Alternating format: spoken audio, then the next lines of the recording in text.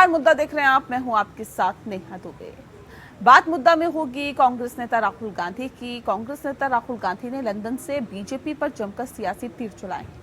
राहुल गांधी ने बीजेपी पर देश में नफरत फैलाने का आरोप लगाया है। राहुल गांधी ने कहा है कि बीजेपी ने पूरे देश में केरोसिन छिड़क दिया है, एक चिंगारी से आग भड़क सकती है। राहुल गांधी ने कहा कि देश में हालात ठीक नहीं है। प्रधानमंत्री मोदी किसी की नहीं सुनते हैं, देश में लोगों की आवाज दबाने की कोशिश हो रही है। राहुल गांधी ने चीन के मुद्दे पर केंद्र सरकार को निशाने पर लिया।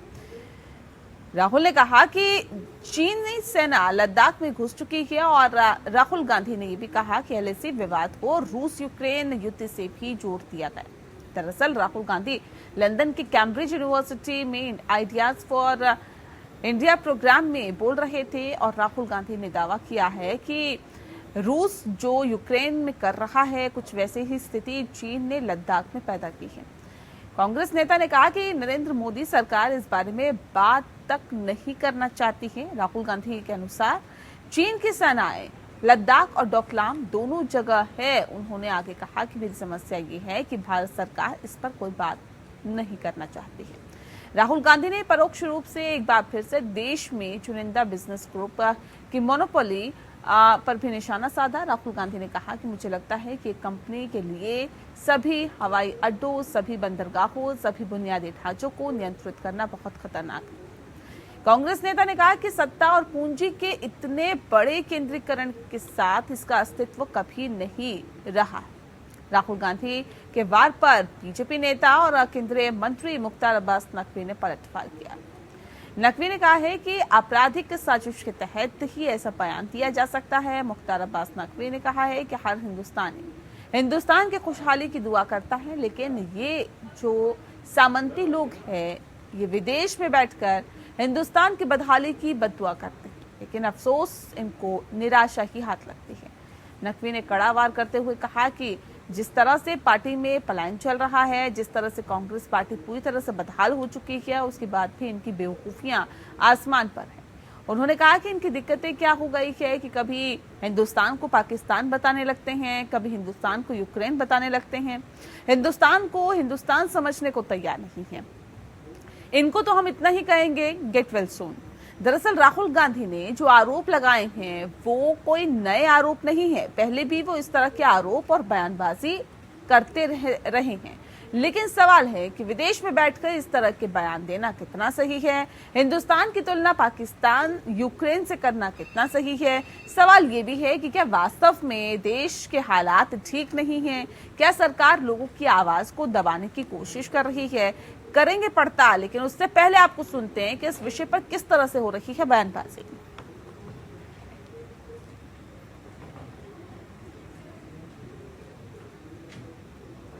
यही बात राहुल गांधी जी ने कही कि ऐसा भारत जहां पर सबको अपने मत रखने की आजादी हो।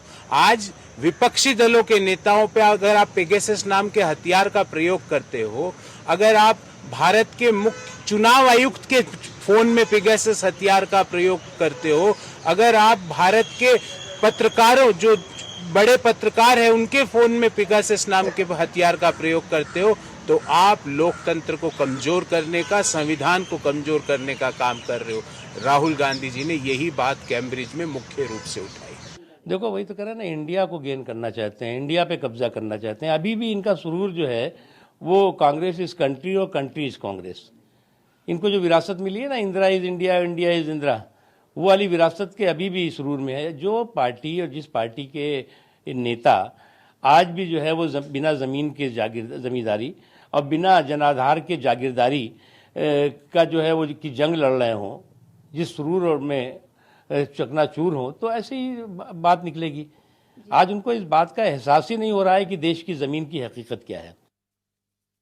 राहुल गांधी के बयान का आज विश्लेषण करने की कोशिश करेंगे। इस विषय पर तफसील से चर्चा करने के लिए खास मेहमान हमारे साथ मौजूद हैं, उनसे आपका परिचय करा देते हैं। इस वक्त हमारे साथ ऋषभ तिवारी हैं, लीडर हैं भारतीय जनता पार्टी के। बहुत स्वागत है ऋषभ जी आपका। रत्नाकर सिंह जी हमारे साथ है, स्पोक पर्सन है कांग्रेस के। बहुत स्वागत है रत्नाकर जी आपका भी। और साथ ही डॉक्टर कृपाशंकर चौबे जी हमारे साथ है, पॉलिटिकल एनालिस्ट है, आपका भी बहुत स्वागत है। इस खास कार्यक्रम की शुरुआत रत्नाकर जी आपके साथ ही करते हैं। रत्नाकर जी, विदेश में बैठकर राहुल गांधी जिस तरह का वक्तव्य दे रहे हैं, क्या ये सही है? विदेश में बैठकर क्या भारत की छवि को खराब करने की एक कोशिश के तौर पर इसे ना देखा जाए? अगर राहुल गांधी ये कहते हैं कि देश में हालात ठीक नहीं हैं, तो इसके क्या मायने निकाले सर? देखिए नेहा जी, विदेश में बैठ करके भारत की छवि को खराब कर रहे हैं राहुल गांधी, ये ऐसा कहना ये सोच के ऊपर निर्भर करता है। सबसे बड़ा प्रश्न ये होता है कि आप देश के हालात को बद से बदतर बनाते जा रहे हैं और जो संघीय ढांचे है, भारत के जो संघीय ढांचे के ऊपर प्रहार करते जा रहे हैं, लोकतंत्र को कमजोर करने का काम करते जा रहे हैं, संवैधानिक संस्थाओं को कमजोर करने का काम करते जा रहे हैं, तो इसकी चर्चा तो होगी ना कहीं तो होगी ही। कहीं तो ना हम कहीं यहाँ तो होगी सर, लेकिन क्या विदेश में बैठ के होगी क्या? ये क्या संदेश देने की कोशिश की जा रही है? अगर यहाँ पे हमारी देखिए क्या है, ये WHO ने जो रिपोर्ट अभी बताया था कि 27 लाख लोग जो कोविड में भारत में मरे हैं, उससे इनकी बदनामी नहीं होती है क्या? भारत के लोग 47 लाख जो है जिन्होंने अपने परिवारों में अपने लोगों को खोया है, उनके ऊपर क्या गुजरती है ये नहीं सोचती है भारतीय जनता पार्टी की लोग। तो विश्व में क्या हो रहा है सबको पता है, सबको खबर है, और वो कॉन्क्लेव है, कॉन्क्लेव में जो है अपने व्यूज पूछे जाते हैं, उस व्यूज पे राहुल गांधी ने जवाब दिया है। देखिए नेहा जी, मैं आपको एक चीज बता देना चाहता हूँ कि जिस प्रकार केंद्रीय एजेंसियों का दुरुपयोग किया जा रहा है, उसको राजनीतिक हथियार के रूप में भारत में भारतीय जनता पार्टी कर रही है, निश्चित रूप से वो लोकतंत्र के लिए खतरनाक साबित होगी। जिस तरह से देशद्रोह कानून का दुरुपयोग आवाज दबाने के लिए किया जा रहा था, सुप्रीम कोर्ट ने इस पर संज्ञान लिया और उसको होल्ड कर दिया। भारतीय जनता पार्टी के नेता तो ये कहते हैं कि उनकी मानसिक स्थिति ठीक नहीं है। हम तो सिर्फ इतना ही कहेंगे, गेट वेल सून, जल्दी स्वस्थ हो जाए राहुल गांधी। मानसिक स्थिति अडानी अंबानी की ठीक कर रहे हैं ना ये लोग। अडानी 5वें स्थान पे पहुंच जाते हैं, अंबानी जो है 10वें स्थान पे पहुंच जाते हैं, पूंजीवाद को बढ़ावा दे रहे हैं, तो मानसिक स्थिति अमीरों की ठीक होगी, हम गरीबों की और भारत के जनताओं की मानसिक स्थिति ठीक नहीं रहेगी। ये सच है। ये भारतीय जनता पार्टी जो बोल रही है बिल्कुल सच बोल रही है।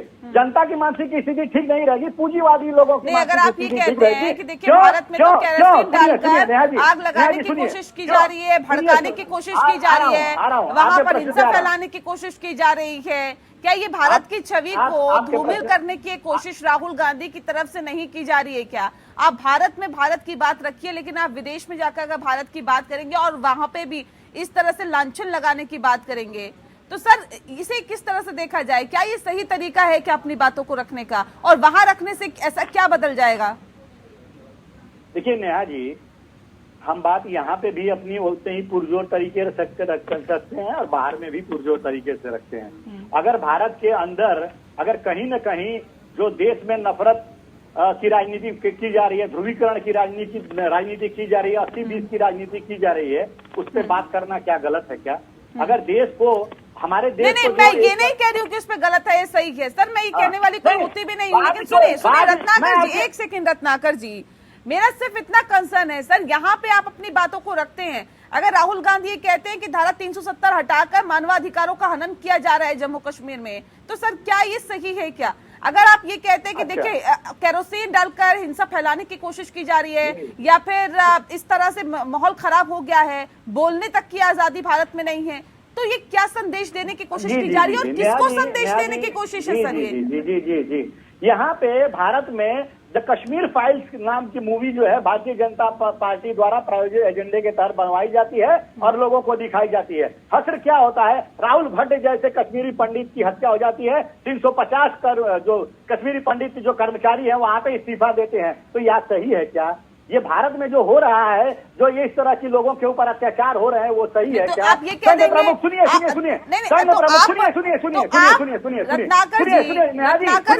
रत्नाकर जी तो यूक्रेन की तुलना भारत से कर देंगे क्या? पाकिस्तान की तुलना भारत से कर देंगे क्या? श्रीलंका की तुलना भारत से कर देंगे क्या? राहुल गांधी तो कुछ ऐसा ही कर रहे हैं सर इन दिनों। सुनिए तो सुन तो लीजिए, पूरी बात तो सुनिए। जब देश में संघ प्रमुख ये कहते हैं हरिद्वार में जा करके कि लोग जो धर्म के रास्ते जो आएगा उसको मिटा दिया जाएगा, ये बात करना सही है क्या जनता के लिए? किस भारत की ओर लेके जा रहे हैं? विदेश में जाके कहते हैं क्या? रही बात विदेश में जाके कहते हैं क्या?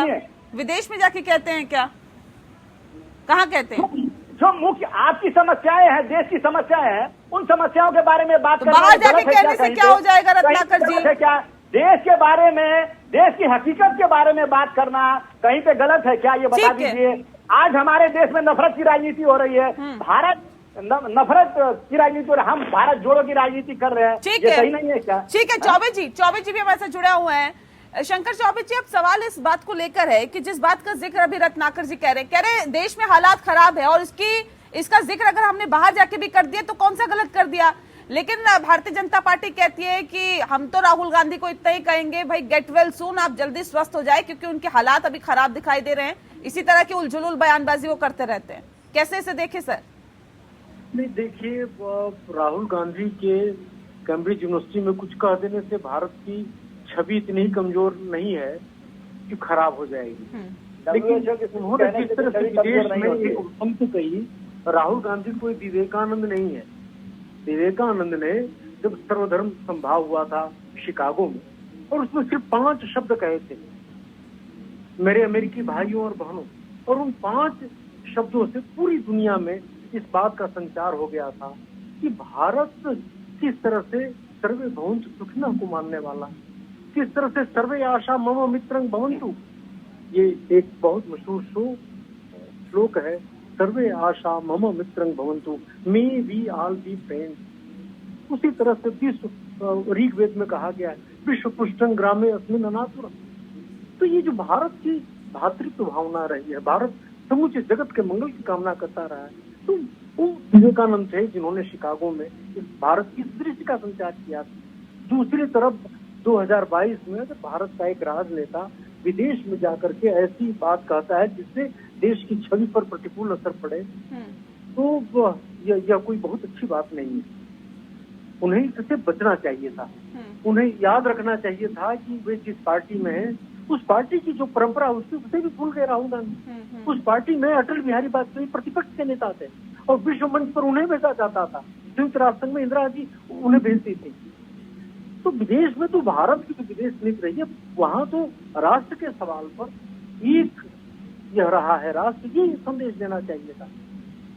जी नेहा जी। ठीक है, ठीक है। ऋषभ जी भी हमारे साथ जुड़े हुए हैं। ऋषभ जी, अब सवाल ये, जिस बात का जिक्र अभी रत्नाकर जी कर रहे थे, कह रहे थे कि हम तो जी उठाएंगे इस बात को, हम ना सिर्फ देश पर बल्कि विदेशों के पटल पर भी उठाएंगे। अगर भारत में हालात खराब है तो उसमें उठाने में इन बातों को क्या गुरेज है। लेकिन चौबे जी कह रहे हैं कि देखिए, भारत की छवि बहुत ज्यादा कमजोर नहीं है, या कमजोर नहीं है कि राहुल गांधी अगर कुछ भी बोल देंगे तो उससे डेंट लग जाएगा भारत की छवि को।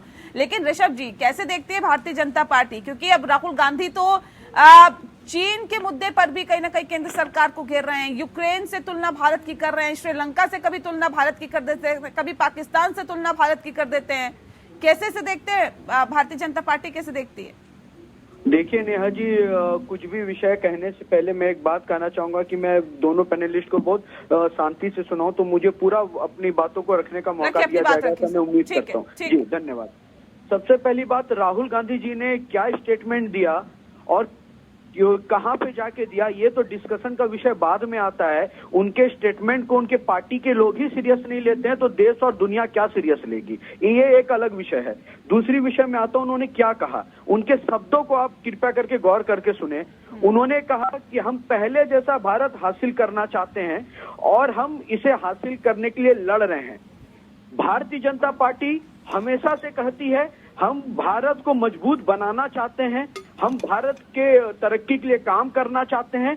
बनाना और हासिल करना ये अपने आप में दिखाता है कि अभी भी वो भारत को अपने घर की जागीर समझते हैं कि भारत उनके सत्ता उनके हाथ से कैसे चली गई और वो उनकी बौखलाहट दिख रही है। और उनका भारत के प्रति बदनाम करना कोई पहला नहीं है।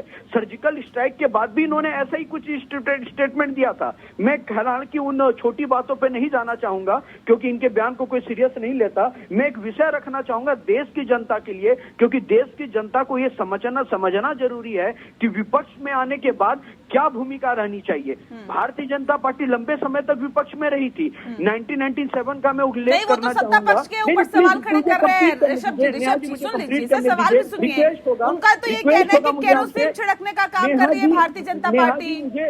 मुझे कंप्लीट करने दीजिए। देश की जनता के सामने एक फैक्ट रखना बहुत जरूरी है। 1997 की बात मैं कहने जा रहा हूँ। प्रमोद महाजन जी और कुछ सांसदों की टीम गई थी चीन की यात्रा पे, और उस समय चीन की यात्रा में खालवे जी के नेतृत्व में सांसद गए थे। वहां के एक सांसदों ने प्रमोद महाजन जी से पूछा कि what is the democracy of India. India की डेमोक्रेसी क्या है। उन्होंने कहा we are the single largest party, means हम देश में सबसे बड़ी चुनी हुई पार्टी हैं, लेकिन हम अपोजिशन में हैं। उसके बाद उन्होंने एग्जाम्पल दिया चिन्ना स्वामी जी का। उन्होंने कहा he is the second largest party, but ये भी सत्ता में नहीं है। उसके बाद इन्होंने एग्जाम्पल दिया, पूजा जी थी उनके साथ एक, उन्होंने कहा वो थर्ड लार्जेस्ट पार्टी है, वो फ्रंट में है। ठीक है सर, ऋषभ जी ठीक है, क्या उन्होंने कहा, क्या उन्होंने नहीं कहा, लेकिन ऋषभ जी तो आप अगर बाहर जाते हैं तो देश को मजबूती से रखना आपका काम है, ना कि देश की खिल्ली उड़ाना। आप सोचिए ना कि अगर सुन लीजिए ऋषभ जी, अगर कांग्रेस पार्टी सिर्फ ये कह रही है कि देखिए हालात देश में ठीक नहीं है, तो समझ आता है कि कांग्रेस पार्टी बौखलाहट में ये कह रही है, सत्ता में नहीं है इसलिए ये कह रही है, या फिर उन्हें सत्ता में वापस आने के लिए लगा। लेकिन तमाम और छोटी छोटी विपक्षी पार्टियां जितनी हैं वो ये सब कह रही हैं कि देखिए हालात देश में ठीक नहीं है, यही हालात बनाए हुए हैं, लोगों को बोलने का अधिकार नहीं है, जो बोलता है उस पर नकेल कसने की कोशिश की जाती है केंद्र सरकार के जरिए, सरकारी एजेंसियों का दुरुपयोग करने की भी बात की जाती है। सर, क्या वाकई देश में हालात खराब है क्या, जिस बात का जिक्र तमाम और पार्टियां भी कर रही है? नहीं, मैं एक बात समझना चाहूंगा, कैसे देश में हालात खराब है। मैं ये समझना इसलिए भी चाहूंगा कि क्या किसी गरीब के घर पे जो योजनाएं चलती हैं वो क्या कास्टिज्म और जाति देख के पहुंचाई जाती हैं क्या? अगर जनधन योजना निकली तो क्या वो धर्म विशेष योजना थी क्या?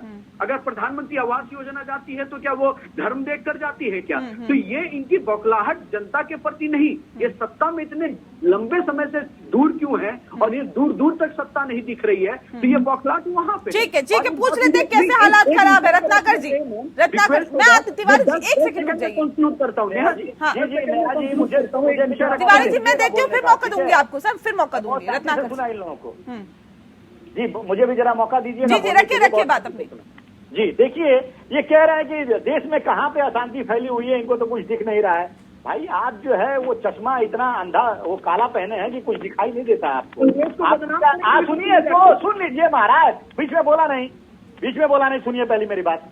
आपको आज की घटना नहीं दिखाई दे रही है कि किस तरह से जो खरगोन की घटना हुई है, हिंसक घटना हुई है, चाहे जहांगीरपुरी की घटना आपको दिखाई नहीं देती, अलवर की घटना आपको दिखाई नहीं देती, और कर्नाटक के हिजाब वाली घटना आपको दिखाई नहीं देती। कौन सा चश्मा लगाए हैं आप जिसको ये घटनाएं दिखाई नहीं देती?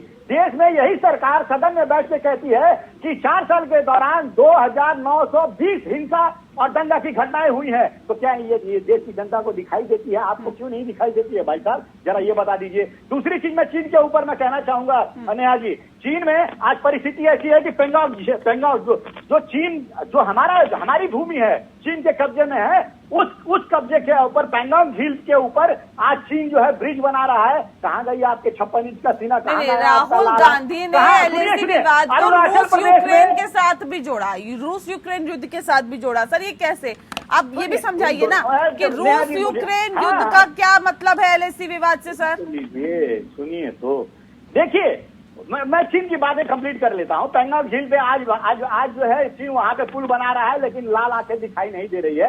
अरुणाचल प्रदेश में चीन आके पूरा गांव बसा लेता है, लेकिन इनको कुछ दिखाई नहीं देता है, क्योंकि इनकी आंखें जो है अंदर से लाल हो सकती है, ऊपर से काला है, कुछ दिखाई नहीं दे रहा है। लद्दाख में यही चीन जाके 3 टावर बनाता है, आप कुछ ऑब्जेक्शन ही नहीं लेते। हमारी धरती पे एलएसी के अंदर जो है वो आके चीन कब्जा कर लेता है, आपको कुछ दिखाई नहीं देता। यह भारत की संप्रभुता और अखंडता से समझौता करने वाली बात है। आप कहते तो है बहुत सारी चीजें कि हम चीन का बहिष्कार करेंगे, ऐप पे आप बैन लगाते हैं, आप जो है ऐप पे बैन लगाते हैं, और इंपोर्ट जो है आपके कार्यकाल में वो 2 गुना हो जाता है। तो किसको मूर्ख बनाने का काम करते हैं?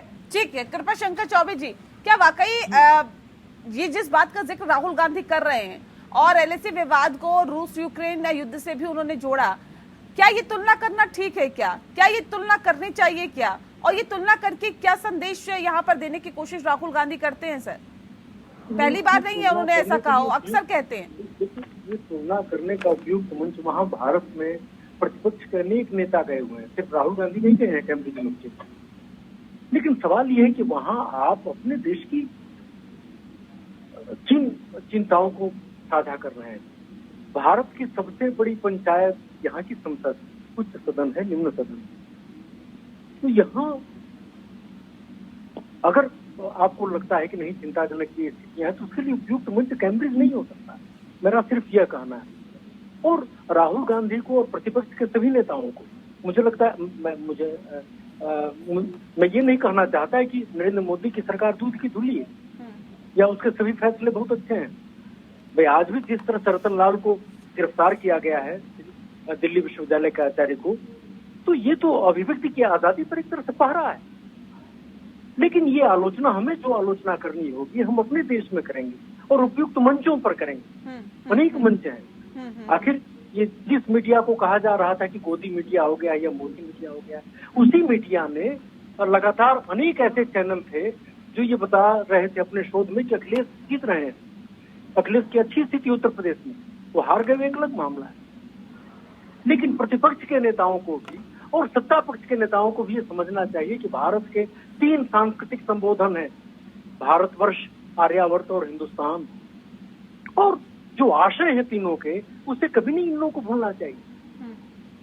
और सारे राजनेताओं को जो देश बड़ी भूमिकाओं में हैं, उन्हें बंकिम चंद्र के आनंद मठ जो सुजला सुफला है इस देश को बंकिम देखते हैं, ठीक है, तो रविन्द्रनाथ का गोरा भी पढ़ लेना चाहिए। बिल्कुल बिल्कुल। रविन्द्रनाथ की कविता है भारत सिर्फ, वो भी पढ़ लेना चाहिए। आर्य, अनार्य, द्रविड़, चीनी, शक, हूण, पठान, मुगल सब यहाँ एक देह में लीन हो गए। यह एक देह ही भारत है, इसे सबको समझना चाहिए, सत्ता पक्ष को भी और प्रतिपक्ष को।